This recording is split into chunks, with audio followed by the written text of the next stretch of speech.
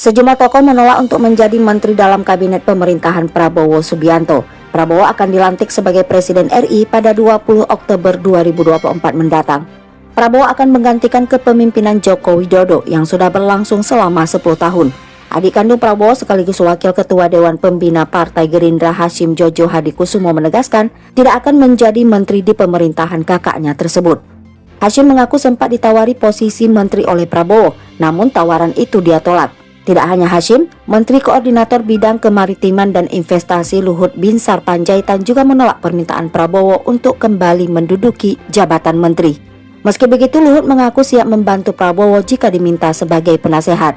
Luhut memilih untuk pensiun usai jabatannya sebagai Menteri Koordinator Bidang Kemaritiman dan Investasi berakhir. Terakhir, Khofifah Indar Parawansa juga mengaku ditawari kursi menteri dalam pemerintahan Prabowo, tetapi dia menolaknya.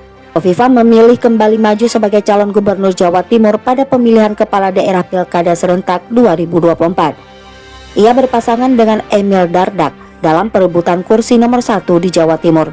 Khofifah yang berpasangan dengan Emil akan berhadapan dengan Tri Risma Maharani yang berpasangan dengan Zahrul Azhar Asumta atau Gus Hans dan Lulu Nur Hamidah yang berpasangan dengan Lukmanul Hakim.